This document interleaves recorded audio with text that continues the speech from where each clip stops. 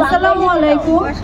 আমরা কিন্তু বিকালের ক্যাম্পিং এর মধ্যে আছি। আমরা সারাদিন যেটা করলাম, আজকে সকালে যে পেশেন্টগুলো পেয়েছি তাদের মধ্যে ম্যাক্সিমাম পেয়েছি কিন্তু যাদের ডায়াবেটিক অনেক বেশি। আপনারা হয়তো জানেন না যে আপনাদের মধ্যে অনেক সুগারের প্রবণতা আছে, মানে সুগার অনেক বেশি থাকছে। ফাস্টিং বা র্যান্ডম 19-এর কম আমরা কিন্তু পাচ্ছি না।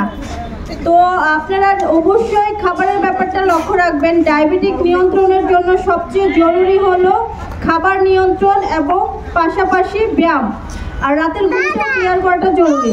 এখন আমরা খাবার নিয়ন্ত্রণ কিভাবে করব? যদি ডায়াবেটিস থাকে ওষুধপত্র তো চলবে, ডক্টর দিবে, ওটা পাশে। প্রথম নিয়ন্ত্রণটা কিন্তু আমাদের নিজের, অর্থাৎ খাবার নিয়ন্ত্রণ করলে আমরা সুগার কমাতে পারবো, সুস্থ থাকতে পারবো, অনেক রোগ বালাই থেকে মুক্ত থাকতে পারবো। ডায়াবেটিক রোগকে কিন্তু ন্যাচারালি সব রোগের মা বলা হয়, কারণ এই রোগটা থাকলে, সুগার লেভেল বেশি থাকলে আমাদের সব রোগ হবে, অন্যান্য রোগ হবে, অথবা চোখ অন্ধত্ব হয়ে যেতে পারে, অথবা আমাদের হার্টের রোগ হতে পারে, প্রেশার বাড়বে। এটাও আপনাদের প্রেশারও অনেক পাওয়া যাচ্ছে। বাট ডায়াবেটিকের ক্ষেত্রে অবশ্যই যে জিনিসটা মানবেন সেটা হলো আপনারা খাবারটাকে সারাদিনের 6 ভাগে ভাগ করে খাবেন। সারাদিনের খাবারটাকে একসাথে না খেয়ে 6 ভাগে ভাগ করে খাবেন। এই 6 ভাগের মধ্যে সকালের খাবার, দুপুরের খাবার এবং রাতের খাবার, এই 3টা সময় নির্ধারণ করে ঠিক রাখবেন। রাতের খাবার রাত 10টা হবে না, রাতের খাবার রাত 8টার মধ্যে হবে। সকালের খাবার সকাল 8টার মধ্যেই হবে, দুপুরের খাবার 1টা থেকে 2টার মধ্যেই হবে। এই সময়গুলো নির্ধারণ না করলে আমাদের সুগার লেভেল বেড়ে যায়। পাশাপাশি আমরা ছোট ছোট কিছু নাস্তার ব্যবস্থা করার চেষ্টা করবো, অর্থাৎ 3টা খাবারের মাঝখানে 3টা নাস্তা। সকালের দিকে একটা ফল রাখা ভালো। যারা মনে করেন সকালে একটু বেশি খাবার বা বেশি খেয়ে অভ্যস্ত, অথবা দেখেন আপনারা খেতে খাওয়া মানুষ, তারা রুটি খেতে পারেন। 3টা রুটি ইজিলি খাওয়া যায়। কিন্তু যদি মনে করেন সুগারটা বেশি থাকছে তাহলে সকালে নাস্তায় 2টা রুটি খান, 1টা রুটি 11টার দিকে খেতে পারেন, অথবা সকালে 11টা দিয়ে একটা ফল খেতে পারেন। অবশ্যই চেষ্টা করবেন বিকালে আবার ছোট একটা নাস্তা নিতে।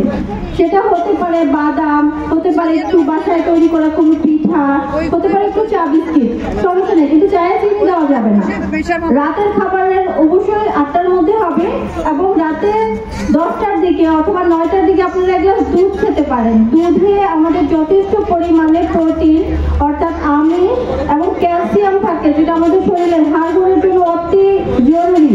এবং আমাদের দুধটা আস্তে আস্তে শরীরে সুগারটা প্রডিউস করে, যার কারণে সরাসরি আমাদের খুব তাড়াতাড়ি সুগার স্পাইক হয় না। সারা রাত অনেক এনার্জেটিক থাকবে এবং সুগার লেভেলটাও নিয়ন্ত্রণে থাকবে। হাইপো হওয়ার প্রবণতা কম থাকবে, অর্থাৎ সুগার কমে যাওয়ার প্রবণতা কম থাকবে যদি রাতে দুধ বা টক দই খেতে পারেন। এটা এই সময়ের জন্য ভালো, মানে ডায়াবেটিক যারা থাকে। এছাড়া অবশ্যই রাতের ঘুম রাতে ক্লিয়ার করবেন। রাতের ঘুমটা অন্তত পক্ষে 6 থেকে 8 ঘন্টা হওয়াটা জরুরি, এবং 2 বার করে ব্যায়াম করবেন বা হাঁটবেন। যেমন সকালে 1 ঘন্টা হাঁটেন, বিকালে 1 ঘন্টা হাঁটেন, যদি পারেন, না পারলে অন্তত পক্ষে আধা ঘন্টা হলেও হাঁটেন। হাঁটলে সুগার নিয়ন্ত্রণে থাকবে। দুপুরে খাওয়ার পরে, সকালে খাওয়ার পরে, রাতে খাওয়ার পরে কিছুক্ষণ পায়চারি করতে পারেন। পায়চারি করলে আমাদের সুগারটা নিয়ন্ত্রণ রাখাটা ইজি হয়ে যায়। তাহলে সুগার নিয়ন্ত্রণ করার জন্য আপনারা 2 বার রুটি 1 বার ভাত রাখতে পারেন খাবারের মধ্যে। শাকসবজি পর্যাপ্ত পরিমাণে রাখবেন। পাশাপাশি খাবার প্লেটটা সাজিয়ে নেবেন। ধরুন দুপুরের খাবারে একটা প্লেটকে 4 ভাগ করবেন। 4 ভাগ করে 1 ভাগ থাকবে ভাত বা রুটি, 1 ভাগ থাকবে মাছ বা মাংস বা ডাল, আর 2 ভাগে সবজি থাকবে, শাক এবং সবজি। এগুলো বেশি করে খেতে হবে, এটার কোনো বিকল্প নাই। সবজি খেলে আমরা সুস্থ থাকবো, ওটা থেকে ভিটামিন, মিনারেলস পাবো, ফাইবার পাবো, যেটা আমাদের সুগার লেভেল কন্ট্রোলের জন্য, আমাদের রোগ বালাই থেকে মুক্ত রাখার জন্য অত্যন্ত জরুরি। অবশ্যই এই জিনিসগুলো খেয়াল রাখলে আমরা সুস্থ থাকবো